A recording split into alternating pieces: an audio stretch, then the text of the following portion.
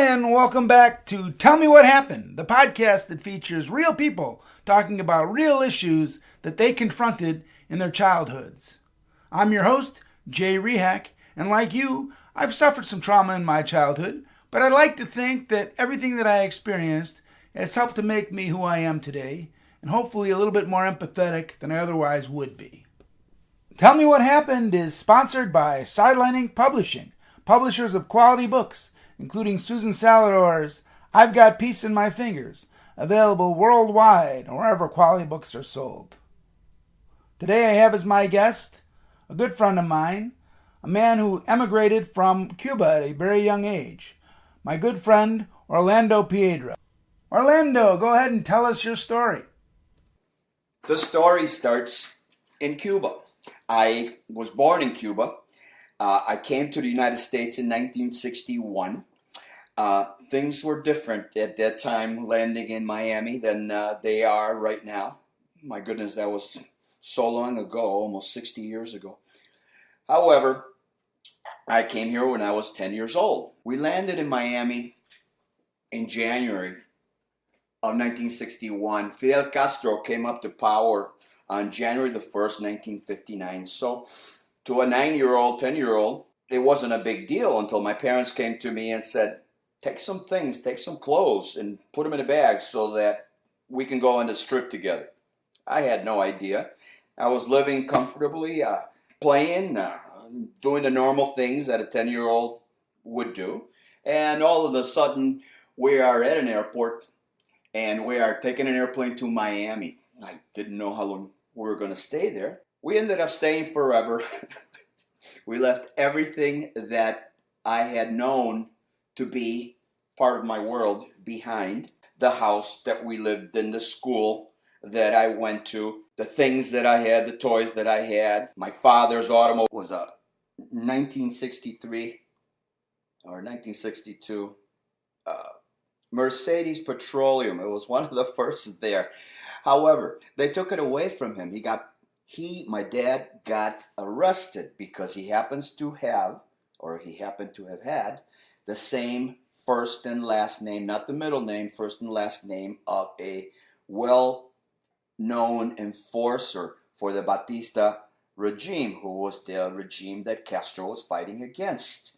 And bodies would literally turn up in the streets of the city, dropped off at night, clandestinely, and someone, his name was Orlando Rafael Piedra Negueruela. Someone with my dad's first and second name was the person that was doing a lot of this killing. In any event, my dad got pinched, he got arrested, he figured this is going on.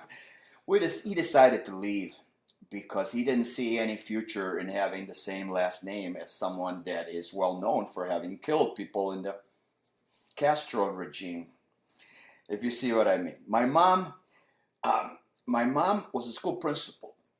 She wasn't allowed to go out of the country after Castro came up. He came up in 1959, and 2 years later, they weren't giving papers out to people that were as educated as my mom was, even though she didn't speak English. But I guess that's why I went into the business. Going back to my dad, once they took that car, he knew we had people at the house that were strangers to me. And then in time, I found out that the guys with the gray suits and the skinny lapel and the skinny black ties carrying guns that were coming into the house, they were just there to talk to my parents. But then I found out what they were there for, scoping out my dad. So my parents decided to leave. They told me to pack some things. We end up in Hialeah, Florida for about a month. My dad's not making any money, but we come to Chicago. Pretty cold. 62 was cold. And my dad gets a job doing something with cars. I don't know, but he used to come home filthy. He was a businessman. He wore suits. And now he's coming home with this stuff in his face. So after about a month of this trauma in Hialeah, Florida, the most habited Cuban population now in the United States. We had an opportunity to come to Chicago. To make a long story short, finally, we ended up in Chicago in 1962, off of the airplane, cold weather. My mom and dad did not speak English. I had to translate for everything we did. After we were able to stay with this family for a couple of weeks, we had to rent a house. Not rent a house, but an apartment at the time. And I had to do the leasing, translating, and the grocery. And it was part of the new thing, because when I was back in Cuba, my parents didn't need me for that kind of thing. They were in their careers, but now the dynamics of the family really changed, and I guess it was to my benefit because we became dependent on one another. My mom working in a school, handling 400 or 500 kids, whatever it was at the time, and now she's here not being able to speak English, and went to work at a watch factory. A Seiko watch factory. I remember she was able to get me some nice Christmas presents once she was working there. She worked there her entire life, her life here, while she was in Chicago. Anyway, my dad had the same last name as this killer for the Batista regime. My dad was arrested a couple of times. We had people in the house that were, I guess, police at the time. I didn't know who they were. 11 years old, I didn't know who in the world they were. Coming into the house, my parents, they're just here to talk to your dad, this and that. I guess my dad didn't see any future in staying in Cuba, so we left, thinking eventually when Castro is dethroned, we'll be able to go back. With that hope, it's been like almost 60 years. I wish I could go back, but things in our current political theme have changed. In any event, what else can I tell you about this story? The thing that this story has taught me is that as an 11-year-old, I felt like I had everything that I would ever need. I had no cares, similar to my son who has autism. No care at all for anything. No idea what was happening around me. All of a sudden, pack a bag. A month later, you're in Chicago, and it doesn't look like you're going back. So my parents always taught me that education was the way out. I share this with my daughter. I wish I could with my son, but he doesn't understand. He will not understand that because of his developmental disability. But the one thing that we had was comfort in Cuba. We had money. We had a nice house. Not a small house. Not an estate, but a very comfortable life with people caring for us. And I went to a private place where you had to wear your little tie, and I would stay at the school for 9 months out of the year, come home for the holidays. My parents had to pay for that, I guess now, one way or another, at the time. But what I learned is that all that stuff from one day to the other was gone. We were living in a place that had roaches, which is a new bug that I was introduced to. We don't have those kinds of things in Cuba. Other kinds of bugs, but not those. Without money, without clothing, without family, we were here. And the one thing they taught me is that the only way you can get through, luckily I spoke English, the only way you can get through was if you get educated. And it wasn't easy for me. We didn't have Google in 1962. We didn't have Google in 1972 or 76 when I finally graduated from college. I was able to make it because they put into my mind, that the school, the education was the thing that was going to pull me out, and the thing that they could not take away. So, to make a long story short, what I've learned as a young person, and I carry and I try to teach my daughter the same, is that material things like money, homes, clothing, Material things can be taken away from you easily from one day to the next. But what they cannot take away from you is your education, what you learned in school, what you learned in life. Something I learned from a band, a rock band by the name of Pink Floyd. But they have a line on an album that's called Dark Side of the Moon. I think it's still the top bestseller in the world. But the line reads, all that you touch and all that you see is all your life will ever be.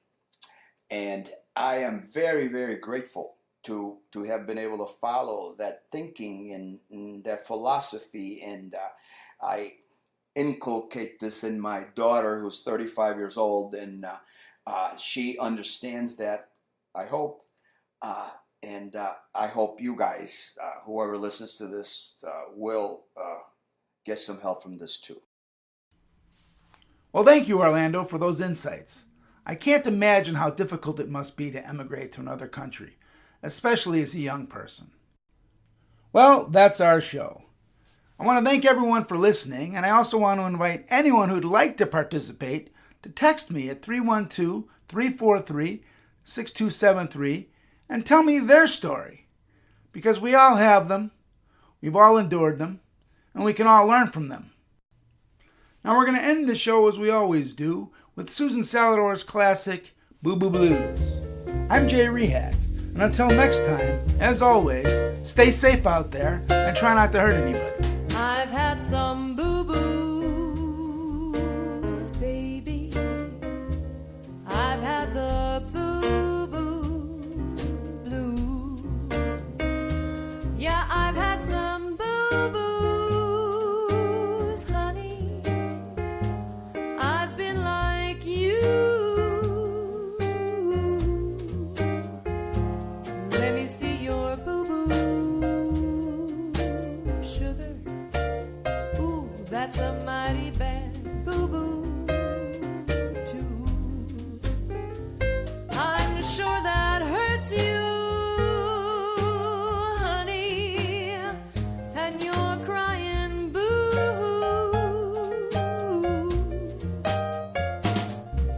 A boo-boo in the morning, a boo-boo late at night, a boo-boo anytime at all. Well, it just isn't right. Everyone's got some boo-boos, baby. We've got the boo-boo blues. We all have boo-boos, honey. Even me and even you. I've had some boo-boos, baby. I've had the boo-boo blues. Yeah, I've had some nasty boo-boos, honey. I've been like you. Let me see your boo-boo, baby. Oh, that's a mighty bad boo-boo, too. And I'm sure that hurts you, honey. And you're crying, boo. A boo-boo in the morning, a boo-boo late at night, a boo-boo anytime at all. Well, it just isn't right. We've got some boo-boos, baby.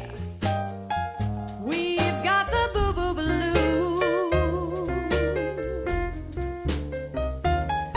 We all have boo-boos, honey. Let mama fix it for you.